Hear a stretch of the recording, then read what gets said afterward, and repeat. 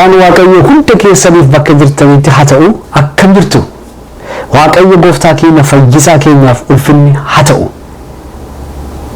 wangeela isa seenaa keenya geddare isa seenaa keenya geddarus wangeela isa nama godhe nama godhus lallabuu itti fufna kitaabni qulqulluun kakuu haaraaf moofaa jedhamee bakka lamatti qoodamee jira ergaa lachansaa qabiyyoo garuu ergaa hiikamaati ergaa walabummaati ergaa liberationiti seera uumamaatti aanee seera ba'uu argina seera ba'uu booda seenaa saba waaqayyoo seenaa saba Israa'elii waaqayyoo wanjoo garbummaa biyya Gibxii jalaa isaan baase waaqayyoo wanjoo garbummaa cabsee bittaa fari'uun jalaa garbummaa jalaa isaan baase seenaa sana argina guutummaa kakuu moofaa keessatti saba Israa'el wajjin seenaa wal qabatee jiru jechuu kooti. Kitaabni seera ba'uu afaan adda biraatiin isa book of liberation kitaaba hurrii ba'uuti kitaaba walaba ba'uuti kitaaba waan ofii hin taane lafaaf biyya kan ofii hin taane keessaa gara kan ofiitti ce'uuti wanjoon namarraa cabuusaati gidiraadhaaf dhiittaa garbummaa jalaa ba'uuti waaqayyoo waaqa walabummaati kakuu haaraanis isuma kanaa gooftaan keenya Yesuus Kiristoos du'uuf du'aa ka'uu isaatiin humna cubbuu kan seexanaaf kan biyya lafaa jalaa nu baasee garbummaa biyya lafaa fi fooniif cubbuutiif seexanaa jalaa nu baasee ijoollee isaa nu godhateera wangeelli wangeela walabummaati kanaaf wangeela walabummaa kana itti fufnee lallabna wangeelli kun sammuu namaa walaba baasa hafuura namaa walaba baasa dinagdee namaa walaba baasa qaama namaa walaba baasa environmentii namaa walaba baasa ulfinni isaaf haa ta'u wangeela Maatiyos boqonnaa 14 lakkoofsa 13 hamma 21tti Maarqos boqonnaa 6 31 hamma 44tti Luqaas boqonnaa 9 12 hamma 17tti Yohaannis boqonnaa 6 hamma 14tti seenaa wal fakkaataatu katabamee jira innis mata duree tokko qaba mata dureen isaa Yesuus namoota 5,000 nyaachisuu isaa jedha xumura seenaa kana irratti Yesuus Kiristoos bartootaan gara gamaatti ce'aa jedhe mata duree har'anii sagalee waaqayyoo irratti hirmaannu gara gamaatti ce'aa kan jedhu irratti hundoofnee ta'a namoota 5,000 buddeena nyaachisuun isaa kitaaba qulqulluu irratti akka raajii dinqii Alaazaar du'aa ka'uutti kitaaba galmeessee namoota hidhaa dhukkubaaf seexanaa jalaa hiikamanii du'uuf du'aa ka'uu Yesuus Kiristoos kitaaba rikoordii godhee kaa'ee jiru keessatti seenaan kun equally rikoordii ta'ee jira walqixxummaadhaan barreeffamee jira seenaan namni 5,000 buddeena nyaachuun isaa sababiin isaas quufni kun namoonni kun beela ba'uun isaanii waaqayyoo harka isaa mul'isee Yesuus Kiristoos ulfina isaa mul'isee waan tureefidha firoottan koo eessattidha kan namoonni kun buddeena 5 fi qurxummii 2 namni 5,000 ol nyaatee kan beela ba'e kan jedhu yoo ilaalle lafa duwwaa lafa onaalatti akka ta'e kitaabni qulqulluun ofii isaatii dubbata ilaa waaqayyoo fi lafa onaa keessatti buddeena irraa hafaadhaan nama eebbisuun yeroo jalqabaa miti yeroon kun Yesuusiif yeroo jalqabaa miti buddeena irraa hafaadhaan lafa onaa keessatti nama eebbisuunsaa akkasuma gochaa ture kakuu moofaa keessatti iyyuu lafa onaa keessatti ijoollee Israa'eliif bakka homtuu hin jirretti irraa hafaa kennee bakka homtuu hin jirretti irraa hafaa dhangalaasee saba isaa eebbisaa ture waaqayyo waaqa irraa hafummaati inni akka kana gochaa ture dur kakuu moofaa keessatti itti fufee kakuu haaraa keessatti iyyuu eenyummaa isaa aangoo isaa humna isaa agarsiisuu itti fufeetu argina isaan ka'anii gara lafa onaa kanaatti dhufanii Yesuusii duukaa buutonni isaa maaltu isaan fidee kan jedhu dudduubatti deebinee yoo ilaalle hedduun fayyada isa kanas immoo baruudhaaf kutaa amma caqasne kana fuuldura ergaa jiru dubbisuu nu gaafata. Akka Maatiyos barreessee jirutti Maatiyos boqonnaa 14 lakkoofsa 13 fuuldura kan jiru yeroo dubbisnutti gara lafa onaatti utuu hin deemin dura waan tokkotu ta'e akka Maatiyos barreessee jirutti duuka buutota Yohaannis Cuuphaatu gara Yesuusiif duuka buutota isaa dhufanii oduu gaddaa ergaa gaddaa dubbatan. Oduun kunis immoo du'a Yohaannis Cuuphaati. Yohaannis Cuuphaan mormi isaa irraa muramee akka ajjeefame akka mi'aarsaa ta'e dhufanii dubbatan.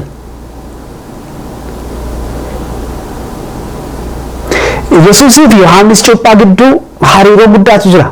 Tajaajilli Yohaannis kan Yesuusiif kan karaa banu kan karaa qopheessu akka ture. Gooftaan keenya Yesuus harka Yohaannis Cuuphaatti immoo akka inni cuuphamee ture. Inni immoo Yesuus Kiristoos tajaajila isaa keessatti waa'ee Yohaannis Cuuphaa akka inni dhugaa ba'aa ture kitaabni qulqulluun dubbata. Kana jechuun hariiroo guddaatu jira Yohaannisiif Yesuus gidduu jechuudha. Yesuus nama kana michuu isaati. Yohaannis Yesuusiif michuudha. Yohaannis Yesuusiif tajaajilaadha. Yohaannis Yesuusiif mucaadha. Namni kun du'uunsaa gaddadha Yesuusiif. Namni kun du'uunsaa gaddadha duuka buutota Yesuus Kiristoosiif. Gadda qofaayyee miti bartootaaf immoo diskaareejii gochuu ni mala jedheen herrega. Egaa Yesuusin hordofuun Yesuus duukaa deemuun morma namaa mursiisaa, nama dhiiga namaa dhangalaasaa, nama ajjeesisaa jedhanii yaadanii Yesuusin hordofuurraa diskaareejii ta'anii gara dudduubaatti akka isaan deebi'anii poteenshaalii gochuu danda'u qabatu ergaan gaddaa kun. Sababni isaa Yohaannis Cuuphaan sababii Waaqayyoon tajaajileef, sababii Yesuus Kiristoosin tajaajileef ajjeefame, sababii dhugaa dubbateef ajjeefame. Firoottan koo ergaan gaddaa kun yeroo dhaga'amutti Yesuus Kiristoos bartoota isaatii fudhatee gara lafa onaatti deemee jedha. Bartoonni isaa isa hordofanii sokkan. Kana jechuun nuyyi du'uudhaaf qophoofneerraa jechuu isaaniiti. Kana jechuun Yesuusin hordofuun Yesuusin tajaajiluun morma namaa akka namni muramu godha yoo ta'e we are ready for that jechuu isaanii agarsiisa. Gaafa bartoonni isaa isa hordofuu itti fufan Yesuus Kiristoos cheek maarkii guddaa waan kaa'e natti fakkaata. Jarri kun dhugumaan ni hordofaa jiru jedhee waan hubate natti fakkaata. Sababni isaas kutannoo guddaa, murannoo guddaa, hadhaa guddaa, ejjennoo guddaa nama gaafata. Namni Yesuusin hordofe mormi isaa irraa murame utuu jedhamu Yesuusin hordofuu itti fufuun haala sana keessatti, biyya sana keessatti.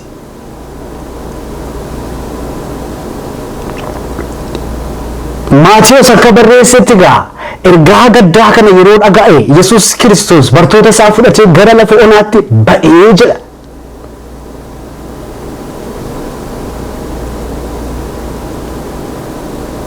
Environmentii gaddaa kana keessa bulee ooluu hin barbaanne Yesuus. Gadda kana umurii isaa dheeressuu hin barbaanne Yesuus. Sababni isaa tajaajila jalqabeera. Akka beeknutti immoo tajaajilli isaa waggaa 3 gara waggaa 3 walakkaa qofaa fudhate. Yeroo lakkaa'amaa qabaa. Yesuus Kiristoos yeroo isaa kanatti efficiently, effectively hojjetee deebi'ee sokkuu barbaada waan ta'eef ergaa gaddaa kana keessa emooshinii miira gaddaa kana keessa bulee oolu gadda kana umurii isaa dheeressuu hin barbaanne. Bartoota isaa fudhateetu deeme.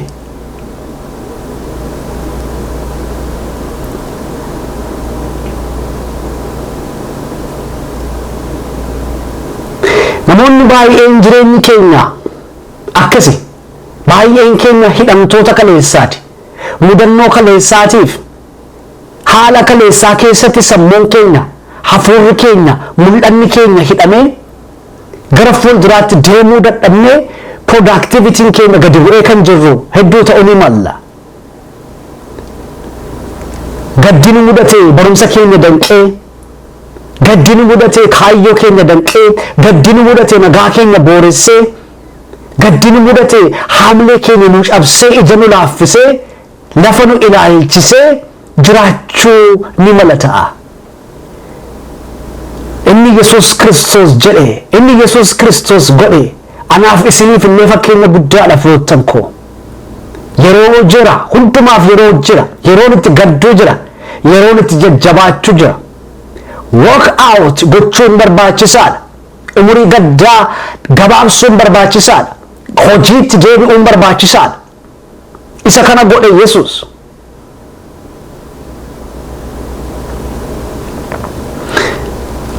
Firoottan koo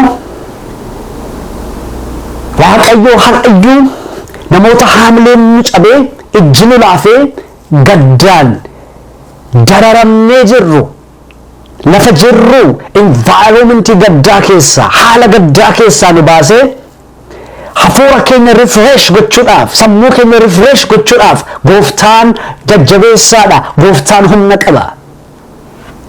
Akka Maarqos barreessetti immoo gara lafa onaa kanatti maaltu isaan geesse? Maaltu ture lafa onaa dhaquu isaanii fuuldura?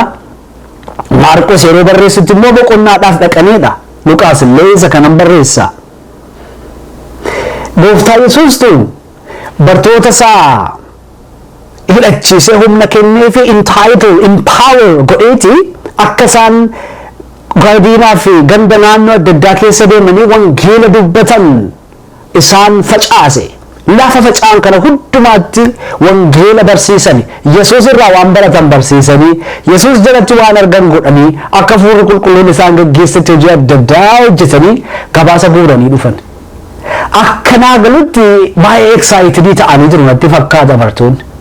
Wanti ta'e kun isaaniin overwhelm godhee isaaniin dinqisiifachiisee jira natti fakkaata.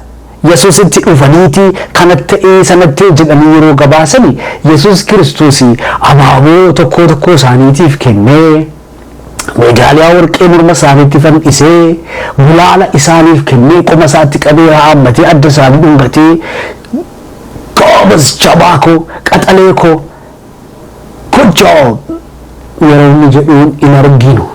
Gabaasa kan akka isaan dhiyeessaniini time ofii kenneefi. Breekii kenneefi kottaa gara lafa onaatti ba'aatii boqodhaa jedhe. Firoottan koo tajaajila gurguddaa dugda duuba, milkaa'ina gurguddaa dugda duuba waan tokkotu jira. Innis boqonnaadha. Tajaajila milkaa'ina gurguddaa kamiyyuu dugda duuba boqonnaatu jira.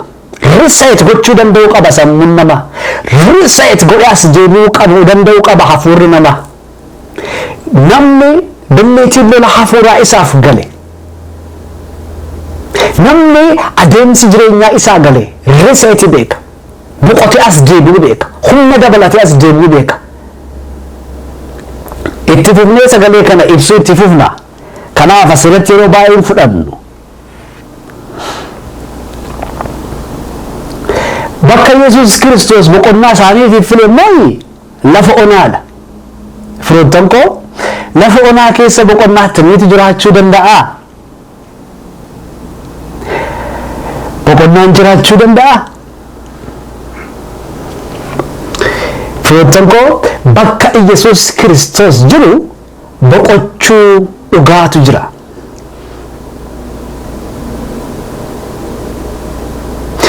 Bartoonni isaa milkaa'ina argatan kanatti quufanii gammadanii machaa'anii akka isaan taa'anii experience akkasii akka isaan horatanii hin barbaanne Yesuus. Yesuus Kiristoos bartoonni isaa lolanii faachaaf boojuu guuranii erga galanii booda lola haaraadhaaf akka isaan of qopheessuu jalqaban barbaada. Jireenya amantii firoottan koo akka jireenya loltuuti. Loltuun tokko milkaa'ina argachuudhaaf dafqee, qunca'ee, madaa'ee, dhiigee, dadhabee, lolee, mo'atee galee guyyaa itti aanutti immoo barii obboroo ka'ee sammuudhaaf qaama isaa shaakalsiisu tireeningii fudhachuu itti fufuu danda'uu qaba. Ruutinii akkasii keessa akka isaan galan barbaade Yesuus.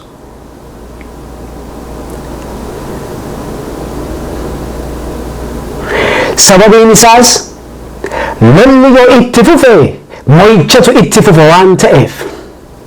Sababiin isaas lolli gargar hin cinne mo'icha gargar hin cinne fida waan ta'eef.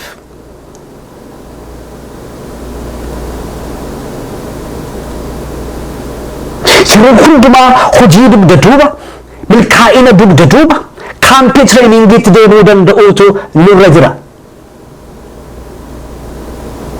Dubbisuutti gadi taa'uu danda'uutu nurra jira. Namoonni tokko miitamii teestii egzaamii fudhatanii qabxii guddaa argatanii utuu isaaf guyyaa galataa qopheeffatanii selebreetii godhanii isaaniin fixin faayinaal egzaamiin itti ga'ee faayinaal egzaamii irratti immoo gudii ta'u. Dubbiin kun isinii gala.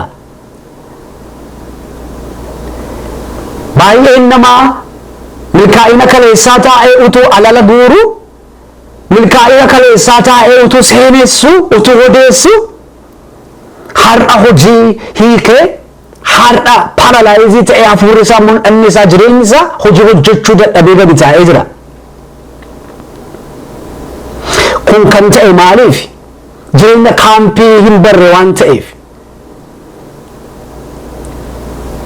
Namoonni Waaqayyoo baroota keessatti ayyaana haaraadhaan faarfatan, ayyaana haaraadhaan tajaajilan, humna haaraadhaan biyyaaf sabaaf furmaata ta'anii mul'atan milkaa'ina dudduuba kaampii tireeningiitti argamu.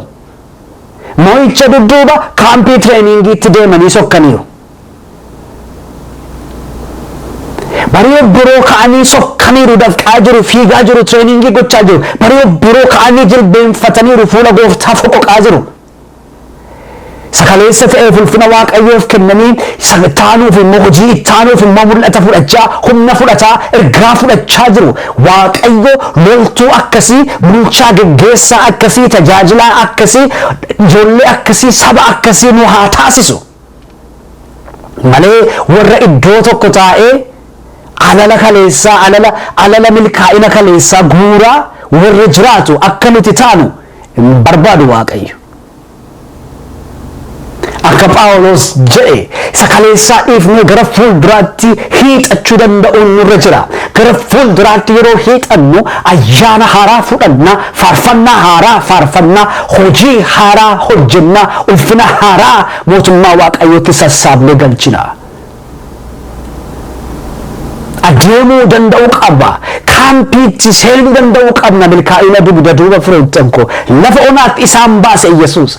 Lafti onaan kaampii waraanni Waaqayyootti shaakaludha akka kitaaba qulqulluutti.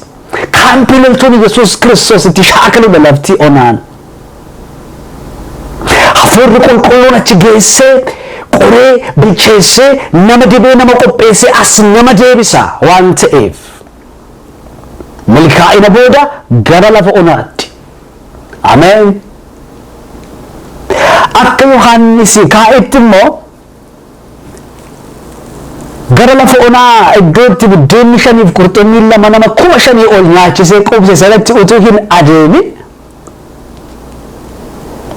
Yesuus Kiristoos wangeela Yohaannis boqonnaa 5 irratti yeroo dubbistan gara Yerusaalem dhaqee jedha. Gara Yerusaalemiin yeroo dhaqutti Yesuus Kiristoos reject godhame. Yaadattu gara boqonnaa 2 achi deebine Yohaannisuma yoo dubbifne gara yeroo Yesuus gara Yerusaalem dhaqu Yerusaalem occupied busy dha. Tuuristootaan guutamteetti magaalaaf baadiyyaa adda addaatiin inni dachee dhufeera ayyaana ture waan ta'eef. Crowded turte Yerusaalem. Ammas boqonnaa kana keessattis yeroo Yesuus deebi'ee dhaqu akkasuma ture. Crowded turte Yerusaalem. Yerusaalem tuuristootaaf yeroo qabdi, bakka qabdi, bakka ciisichaa, bakka boqonnaa isteejii isaan irra dhaabbatanii haasaa siyaasaa adda addaa godhan qopheessiteettii fi isteejiitti warri biyya bulchan irra ba'anii itti haasaa siyaasaa kana siyaasessanii haasaan qopheessiteettii fi Yesuusiif garuu bakka hin qabdu turte. Yeroo tokko yeroo haala tokkotti biizii taanii occupied taanii jirru Yesuus Kiristoos balbala keenya nookii godha. Bakka naa qabdaa.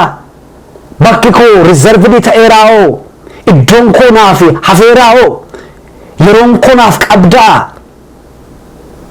bakka qabaa namayyu spacein naa hafeeraa keessa keetti nama ilaala yeroo itti namni magaalaa kanatti dacha'ee akka amma jennee jirru kaa'udidii bakka isheen itti taatee jirtutti Yesuus Kiristoos dhaqee gara Yerusaalem irra deebi'e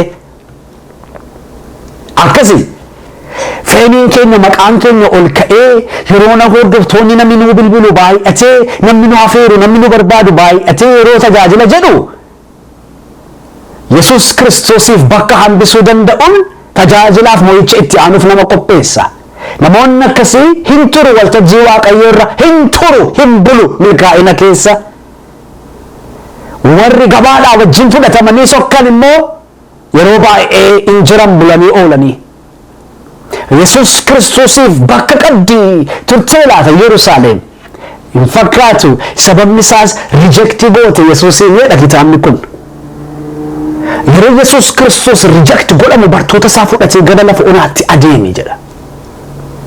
Ulfinni isaaf haa ta'u bakka qaba saba isaatiif ijoollee isaatiif bakka qaba warra riijekti godhamaniif bakka qaba Yesuus Waaqayyo bakka siif qaba riijekti warra godhamaniif warra hawaasni dhiibee gadi baaseef warra sabni waldaan dhiibee dhiitee gadi baaseef Waaqayyo bakka qaba Waaqayyo buddeena qaba haleluuyaa bakka qaba Waaqayyo bara kamiyyuu keessatti dhaqaa dubbisaa kakuu haaraaf moofaa keessatti Waaqayyo ijoollee isaatiif bakka qaba buddeena qaba Waaqayyo ulfinni isaaf haa ta'u fudhatee tokko ijoollee isaa bakki lafti onaan iyyuu isaa paalaasii gochuu danda'a pirezensiin Yesuus argamuun Yesuus lafa onaa paalaasii gochuu danda'a deezertii paalaasii gochuu danda'a haleluuyaa bartoota isaa fudhatee deeme jedha iddoo riijekshiniin itti simbate keessa teessee qocolloo keessa hin seenin iddoo riijekshiniin itti simbate keessa teessee aseetti luqqisiidhaan kitaaba qulqulluu keessaa luqqisii xiqsii adda addaa fudhattee luqqisiidhaan nama wajjin waliin falmiin teessee walk out qaamaan biyya gadhiisii badisiin jechaan jiran sammuu kee kana garuu baasi haala sana keessa hafuura kee baasi environmentii haaraa keessa gali refreshed ta'i tarii isuma balbala sitti cufee riijekti godhee gadi si baase kanatti yerooti achi baatu sammuu kee yeroota achi tarkaanfachiistu Waaqayyo humnaaf dibata haaraa siif kennee balbala sirratti cufame kana deebi'ee banuu danda'a inni humna qaba waan ta'eef haleluuyaa qocolloo keessa hin seeninaa namoota Waaqayyoo ayyaana Waaqayyootiif xanqii kiyyoo guddaa gufuu guddaadha qocolloon namni taa'ee asii achi wal qoccolu waldaadhaaf hawaasaa wajjin wal qoccolloo bare hojii itti fufee jiru hojjechuudhaaf hin dadhaba hin rakkata masaliin hojii namaa dadhabaa deema mul'an namaa quucaraa xiqqaachaa deema qoccolloon nama quucarsa irra deebi'een jedha qoccolloon nama quucarsa karaa dheeraadhaaf utuu eegamanii ganda keessatti nama hambisa hojii gurguddaadhaaf utuu barbaadanii ganda keessatti nama hambisa qocolloo keessa hin galinaa bakka bal'aa qabaa Waaqayyo ijoollee isaatiif ameen firoottan koo bakka bal'aa qaba Waaqayyo ijoollee isaatiif waan nuti keessa jirru milkaa'ina ta'uu danda'a akka bartoonni milkaa'ina tajaajila argatan waan nuti keessa jirru gadda ta'uu danda'a akka Yohaannis Cuuphaan du'uunsaa gadda ta'ee jiru waan nuti keessa jirru rijekshinii ta'uu danda'a akka Yerusaalem Yesuusiif duukaa buutota isaa rijeekti goote sana Waaqayyo garuu akkamitti itti fufnee gara yaada isaatiif fedhii isaatti deemnu barbaada milkaa'ina nu mudateen akkamii consumed godhamnu hin barbaadu Waaqayyo gadda nu mudateen akkamii consumed godhamnu hin barbaadu Waaqayyo rejection nu mudateen akkamii teenye consumed goonu hin barbaadu Waaqayyo balbalaan natti cufame miti nadidani miti jennee gadi teenye utuu yaadnu sammuun keenya haaloo adda addaa horate yaada adda addaa horate aarii adda addaa horate akkamii haala sana keessatti consumed godhamnu hin barbaadu Waaqayyo hin barbaadu Waaqayyo gara lafa onaatti bartoota isaa fudhatee sokke egaa lafa onaa kana keessatti maaltu ta'e waan ajaa'ibaa ta'e inni tokkoffaarratti namoonni hedduun beela'oon isa hordofaniiti gara lafa onaa dhaqaniidha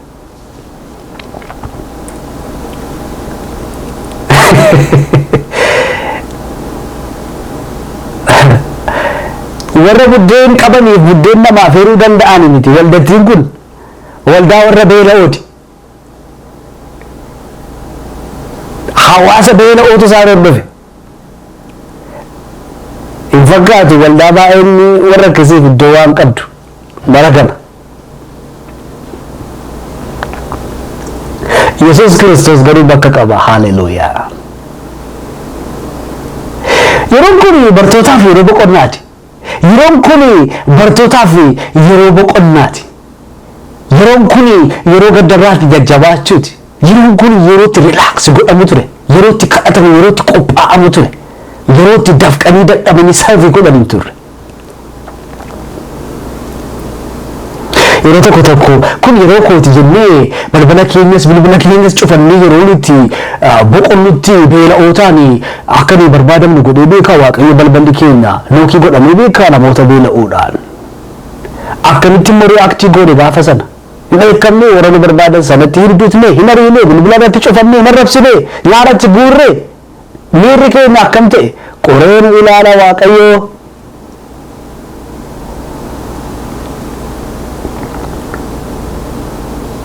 Tajaajilaa tokkotu halkan walakkaa booda bilbilli irratti bilbilamee bilbila sana hin kaafne namni itti bilbilu sun bilbilee yeroo dadhabutti lubbuu isaa dabarsee of ajjeese. Bulee isaa gaafa dhaga'amu bilbilli isatti bilbilamee ture. Firoottan koo tajaajilaan suni maaltu itti dhaga'ama sana booda jettanii yaaddu. Namoota du'a oolchuu dandeenyu, namoota beela baasuu dandeenyu, namoota harka qabuu dandeenyu sababa of jaallachuu keenyaarraan kan ka'e. Sababa ofii keenyaaf bakka olaanaa kennuu keenyarraa kan ka'e. Balbala keenya irratti cufannee bilbila jalaa kaasuu dinnee jalaa awwaachuu dinnee du'aniiru laata baay'oliin. Waaqayyo yeroo tokko tokko akkas godha. Me time jedhu biyya kanaa namoonni yeroo koo yan jedhamu jira. Isa me time jechuun yeroo namni ofii isaatiif kennu. Ofii isaatiif yeroo qabaachuun barbaachisaadha jireenya keessatti. Isa kana mormaa hin jirru. Namni ofii isaatiif yeroo qabaachuudhuma qaba. Tooruma jireenyaati kun. Yeroo tokko tokko garuu Waaqayyo me time kenna. Yeroo ishee kan koonii jennu sana fuudheeti ofii isaatiif itti fayyadama. Yeroo itti fuudhee namootaaf kenna. Privacy keenyatti darara, privacy keenya weerara, privacy keenyatti fudhata Waaqayyo. Ameena fudhatu. Akkasi dubbichi gaa. Yeroo kan Waaqayyoo taanutti kan ofii keenyaa ta'uu hin dandeenyu. Lafoonaa kana keessatti namoota beela'ootu gabaatu dachee dhaqe. Asan jiraa kottaa na barbaadaa hin jenne Yesuus dhokatee callisee sokke. Garuu namoonni faala sadhaanii lafanni jiru qoratanii barbaadanii sokkade. Beela'uudha moo jarri kun. Lafoonaa kana keessatti maaltu ta'e lammaffaatti bartoonni akka isaan kennaniif gaafataman. Bakki isaan lafoonaan kan isaan qaban immoo buddeena 5 Yesuus Kiristoos immoo akkas jedhe kennaa jedhe. Saba kana geggeessi beela'aniiruuti.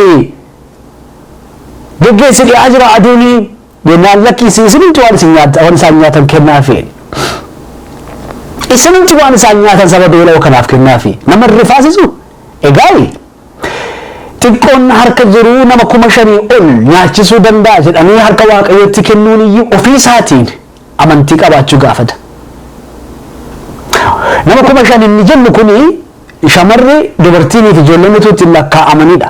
Kanaaf baay'inni namoota kanaa 5,000 olidha. 7,800 jedhanii garuu 5,000 olii jennee dhuma haasofna hin beeknu akka turan waan ta'eef. Namoota 5,000 oliif buddeenni 5 qurxummii 2 harka jettu hin geessu jedhanii isheedhuma harka Waaqayyootti kennuun kennaa guddaadha. Isheedhuma harka Waaqayyootti kennuun amantaa guddaa gaafata. Akkasi. Dimaandiif sappilaayii waa jedhu tokko ilaaluun irra jira kutaa kanarratti. Dimaandiin jiru 5,000 oli. Namni beela'ee jiru. Sappilaayiin jiru immoo 5+2dha. Buddeen 5 qurxummii 2. Mee divaayidii godhaa sappilaayii kana dimaandii kanaaf. Kalkuleetarii keessa moobaayilii keessan irraa seessaas banaatii mee 5+2 divide by over 5,000 people or demand. Meeqa dhufa? xiqqoo dhufa.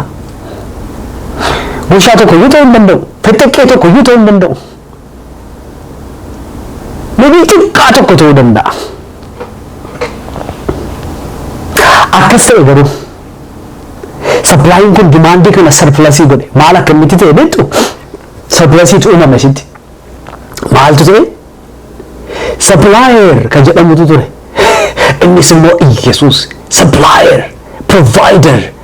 Isa jedhamu Yesuus Kiristoos. Isatu supplieriitu sanatu isa supply bartoonni qaban sanarratti ida'ameetu humna isaa aangoo isaa irratti mul'iseeti.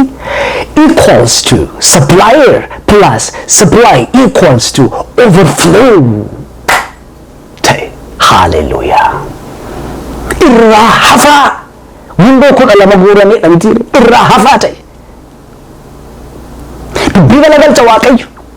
Seenaa galagalcha, herrega namaa galagalcha Waaqayyo. Kalkuleeshinii namaa foormulaa namaa jijjiira Waaqayyo.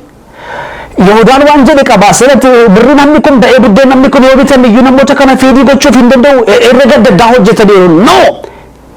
Yesuus Kiristoosiin kontekstii kana keessaa baasee ilaalaa ture Yihudaan. Akka Yesuus Kiristoos sapilaayerii ta'e hin beeku Yihudaan. Akka Yesuus Kiristoos abbaandant ta'e overflow akka inni ta'e hin beeku Yihudaan. Hin beeku namni jaha fuuraasaa jaamaa ta'e. Hin beeku. Akka Yesuus Kiristoos lafa onaa keessatti buddeen raafaa dhangalaasuu danda'u hin beeku namni ija amantii hin qabne. Hin beeku akka Yihudaa herreguma isaa haasa'a. Walga'ii sibsabaa waldaa keessa taa'ee walga'ii jaarsolii keessa taa'ee herreguma isaa haasa'a. Waa'ee mafoonii waa'ee isa ija fooniitiin argamu haasa'a malee waa'ee isa Waaqayyo haasa'uu hin danda'u. Hin beeku darbukaa. Kiisii namaa irratti hundaa'ee haasa'a kiisii namaa irratti hundaa'ee abjoota. Yesuusin arguu hin danda'u. Yesuusin sarqilii bakkee namoonni gootan Yesuus Kiristoosin adda dureetti ilaaluu warri hin dandeenye iddoo guddaa kaa'uu warri hin dandeenye hawaasaaf waldaa keessatti isa kanarraa barachuu danda'uun barbaachisaadha. Yesuus Kiristoos overflowdha. Yesuus Kiristoos abundance irraa hafuudha. Yesuus Kiristoos hallelujah. Dhuguma isinitti himuudhaaf taanaan akka nama tokkootti yeroo tokko waa'een biyya keenyaa hunda keenya nu yaachisa waan ta'eef anis isin keessaa akka nama tokkootti na yaada. Yeroo tokko akkasin jedha.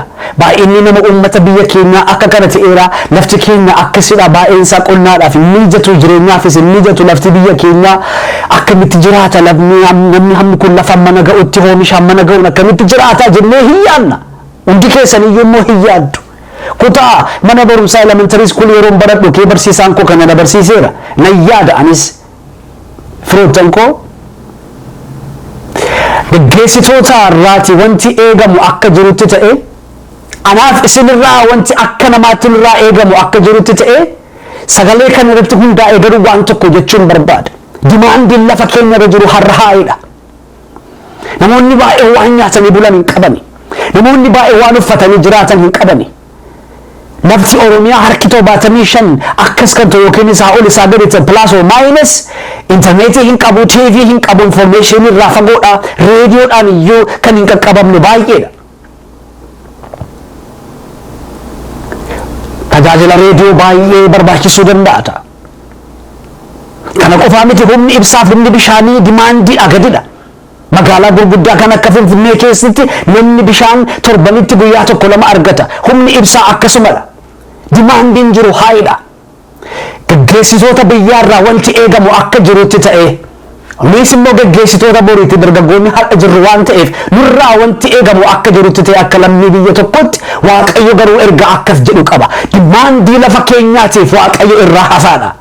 Dimaandii lafa keenyaatiif Waaqayyo overflowdha. Dimaandii lafa keenyaatiif Yesuus Kiristoos adda dureedhaan itti gaafatamummaa fudhatee dhaabbatee jira. Supplier inni jedhamu Yesuus, inni kennu, inni provide godhu Yesuus Kiristoos adda dureedhaan oomisha xiqqoo lafa keenya irraa baatu sana gararraatti saba keenya nyaachisu, beela'aa keenya beela baasu, ijoollee keenya guddisuu danda'a. Jiraachisuu danda'a saba koo biyya koo Waaqayyo hin danda'a Waaqayyo. Yesuus Kiristoos hin danda'a. Yesuus Kiristoos hin danda'a. Yesuus Kiristoos dimaandii lafa keenya irra jiruuf deebii kennuu danda'a. Hin danda'a firoottan koo jabeessanii amanuuf irratti hojjechuu nu barbaachisa. Lafa onaa kana keessatti sadaffaa irratti maaltu ta'e?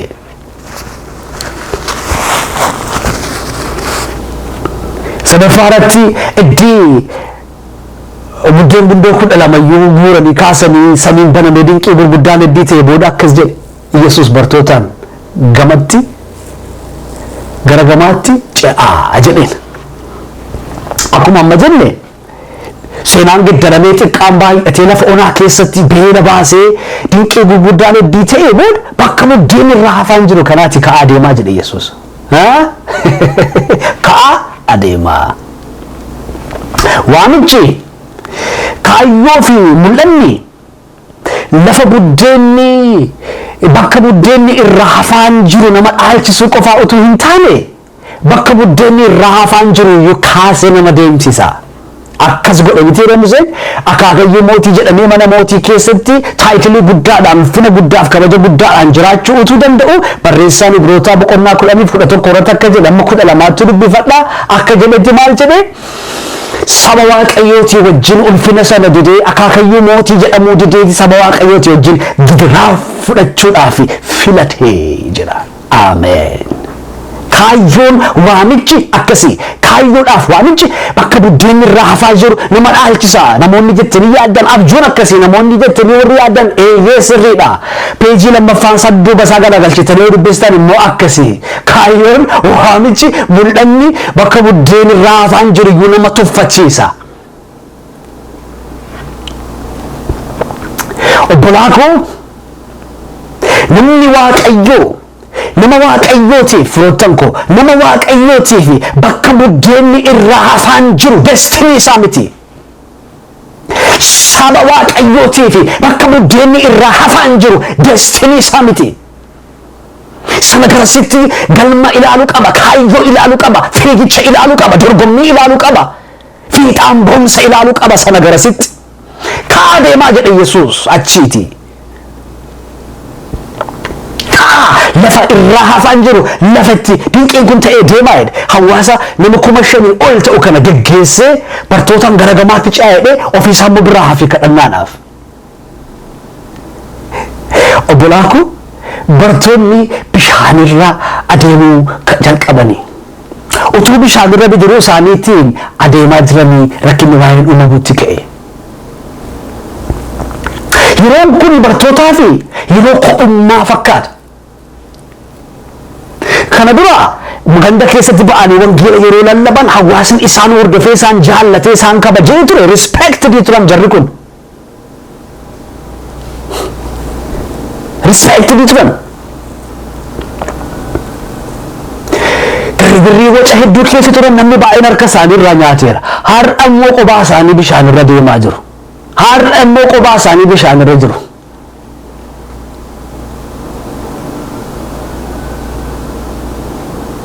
Akkasii yeroo baay'ee geggeessitoonni warraan hin geessuu jedhu wacii baay'een hawaasni dhiibee ililcha harka walitti rukutee baay'ee bakka ittiin ga'e nama biraa deemuu qaba. Yeroo sana qophaa dhaabatu, yeroo sana qophaa lolu, yeroo sana qophaa ce'u. Sodaattuun ce'uu hin dandeessu. Ce'uudhaa fi sodaa qobummaa mo'achuu nama barbaachisa. Jabaadhaa. Waaqayyo daboo gidduutti yookaan daboo gidduutti waadaanuuf galee namoonni baay'een ililchanii harka walitti rukutanii yeroo nu biraa hafanii adeemsichi akkasuma dubbichi akkasuma hirrifatinaa namni haamileelaa kennu hin jiru hin jedhinaa naannoo keessa ilaaltanii namni harka walitti naa rukutu jabaadhaa shan namni naan jedhu hin jiru hin jedhinaa hin jiru. Abbaadhumatu deemmatee ce'a, abbaadhumatu lolata, itti jabaadhaa, abbaadhumatu lolata. Keessummaa kan isinitti ta'e deemsi jireenya amantii kan isiniif hin galle warri ko'ummaadhaan dararamtanii jirtan ko'ummaa guddaa keessa warri jirtan hawaasni singatee deemee hiriyoonni singatanii deemanii ko'ummaa haamilee sammuuf ilaalcha ko'ummaa keessatti kuuftanii warri jirtan warri isinitti fakkaatu. Akkasuma dubbichi abbaatu deemmatee ce'a ta'a jabaadhaa. Abbaatu lolatee ce'ataa mo'ataa jabaadhaa. Firoottan koo ko'ummaa qofaa hin turre bartoonni waan isaan keessa galan dukkanis immoo yeroon sun halkan walakkaa booda waan tureefi aduun lixxeetti waan ta'eefi dukkana bara teknooloojiin ibsaa hin uumamne bara GPS hin jirre keessa dukkanni kallattii adeemsa nama jalaa balleessa. Garatti adeeman nama jalaa balleessa dukkanni.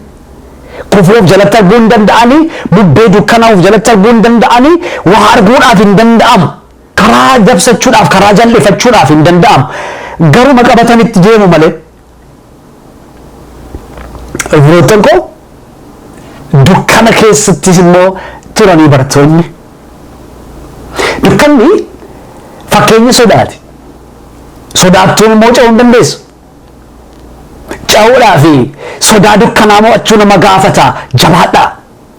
Yaadattu wangeela Maatewos boqonnaa 13 faaratti dubbistanii 14 faaratti ilaaltan Yesuus Kiristoos yeroo inni bishaan irra deemu Phexros argee ergasii ta'ee gara kee dhufuu jennaan kottu jedhee jedha. Edda bishaan irra adeemu jalqabe booda Phexros hin sodaate jedha. Bubbeef qilleensa bishaan irraa dhaga'ee argee sodaateedha. Yeroo sodaatutti liqinfamuu jalqabe jedha.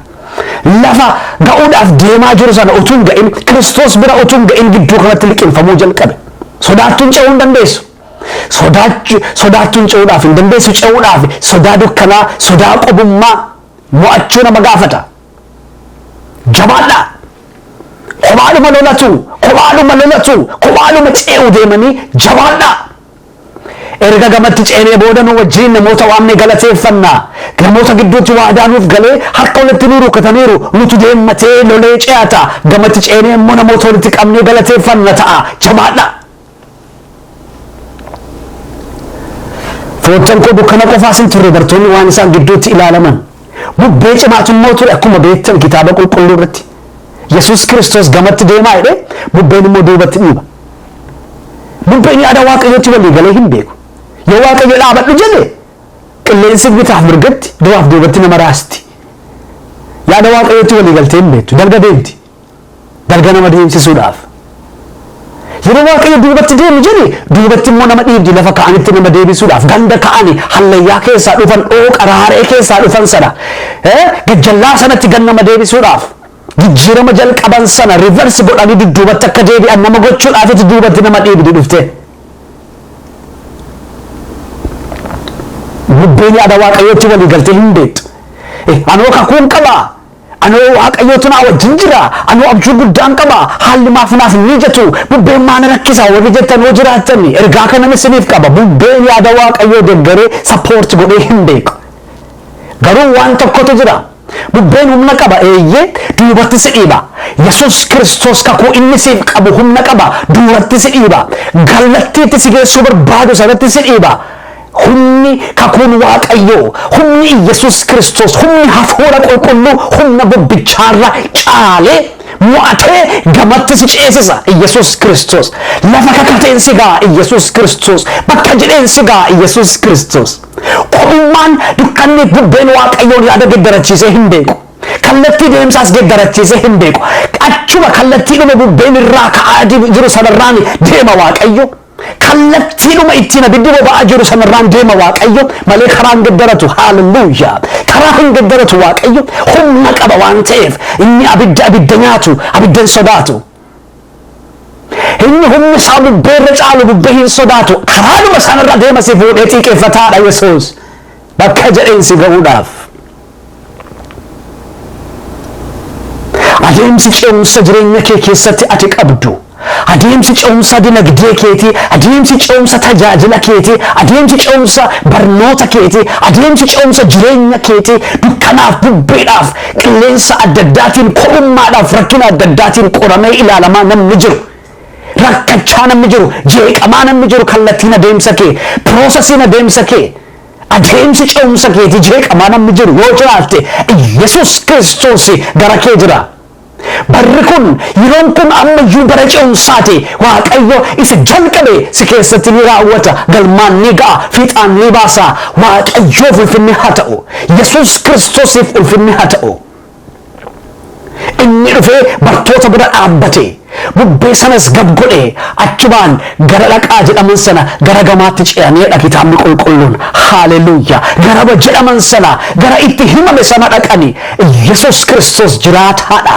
Humna mormituurra caalaa humni Waaqayyoo, humna bubbeerra caalaa humni Waaqayyoo, humna qilleensaarra caalaa humni Waaqayyoo. Isa barnoota keetti bubbisaa jiru, isa jireenya keetti bubbisaa jiru, isa heelzii keetti bubbisaa jiru, isa kaayyoo keetti mul'ata kee balleessuudhaaf bubbisaa boba'aa jiru sanarra hin caala humni Waaqayyoo.